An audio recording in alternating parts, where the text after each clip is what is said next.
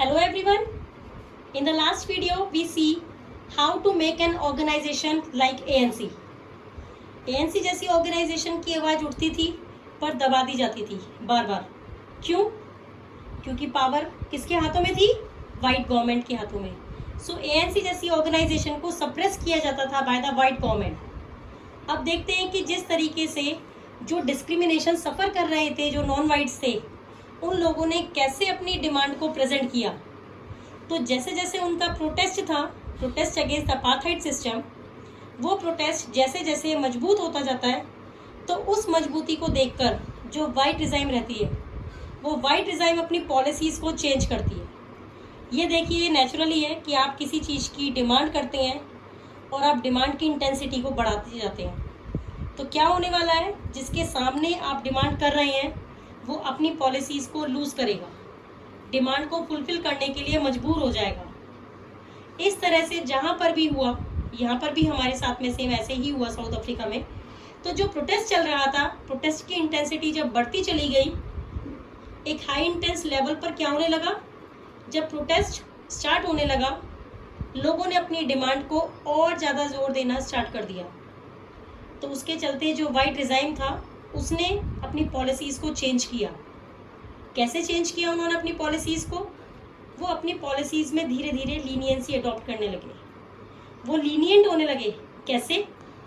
First, जो discriminatory laws होते थे, all those discriminatory laws were repealed. Public places पर जहाँ पर नॉन वाइट्स के साथ में डिस्क्रिमिनेशन होता था और गवर्नमेंट स्पॉन्सर्ड थी इन सभी डिस्क्रिमिनेशंस को लेकर, सारे लॉज को धीरे धीरे उन्होंने ख़त्म कर दिया। क्यों? क्योंकि उन्हें दिख रहा था कि प्रोटेस्ट बहुत तेज होता जा रहा है। सेकेंड थिंग, उन्होंने क्या किया? Ban on political parties were removed. पहले पॉलिटिकल पार्टीज पर बैन लगा रखा था। किसने बैन लगा कर रखा था? वाइट गवर्नमेंट ने। तो जब वाइट गवर्नमेंट ने जो पॉलिटिकल पार्टीज पर से ये बैन रिमूव किया, तो दूसरी ओर बहुत सारी पॉलिटिकल पार्टीज एंटर कर गई, जिन्होंने क्या कहना स्टार्ट कर दिया? प्रोटेस्ट को और बढ़ावा देना स्टार्ट कर दिया कि जो अपार्थाइड सिस्टम जो चला आ रहा है, अभी तक जो हमारा ये अपार्थाइड सिस्टम चल रहा है इन साउथ अफ्रीका, वो गलत है, उसे ख़त्म करना होगा।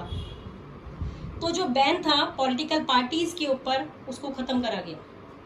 Next thing, Nelson Mandela walked out of jail.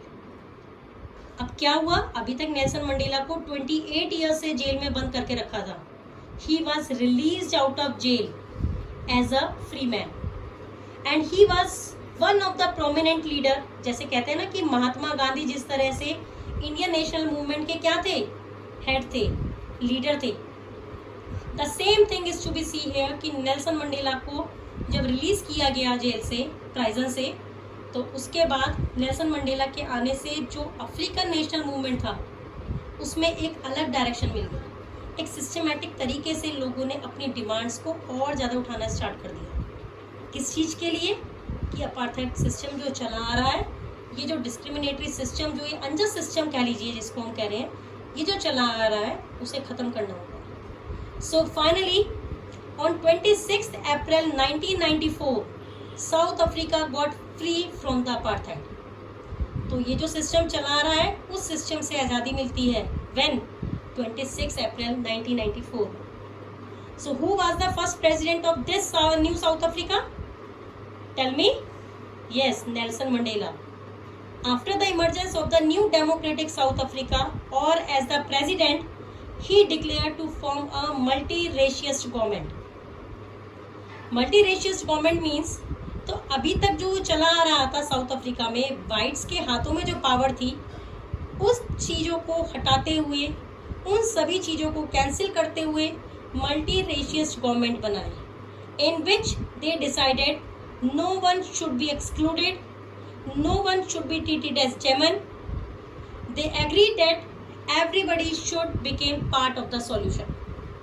This all was the story of South Africa, that the apartheid system और the government came to an end. So aftermath means after paving way for the formation of multi racial government. हम देखते हैं first one, जो black leaders थे, black leaders मतलब कि after independence like Nelson Mandela and other cabinet leaders, तो उन सबके पास पावर आ गई थी। मेजोरिटी के बेसिस पर गवर्नमेंट चली। Majority of the population were black.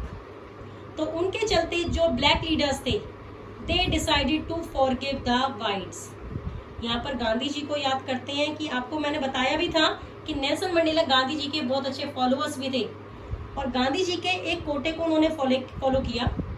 शायद आपने सुना भी होगा कि आंख के आंख बदले आंख अगर लेंगे तो सारा वर्ल्ड अंधा हो जाएगा। तो उसी लाइन पर चलते हुए नेल्सन मंडेला ने क्या सोचा कि जैसा हमारे साथ वाइट्स ने किया, अगर हम भी पावर में आने के बाद वाइट्स के साथ भी वैसा ही करेंगे तो कल को हो सकता है कि वाइट्स फिर पावर में आ जाएं तो वो फिर से हमें सप्रेस करेंगे, तो बदले में कभी पीस ही नहीं आएगी।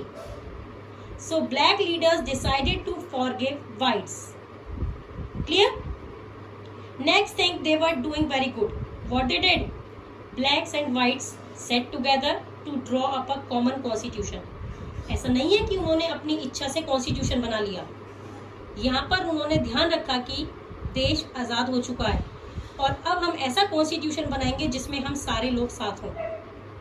सो after 2 years of discussion and debates, they came out with one of the finest constitution the world has ever had.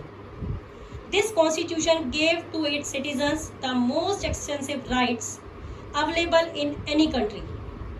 So together they decided that in search for a solution to the problem, nobody should be excluded, no one should be treated as a demon, and everybody should be as an equal. Clear? I hope you all are very much clear about the story of South Africa.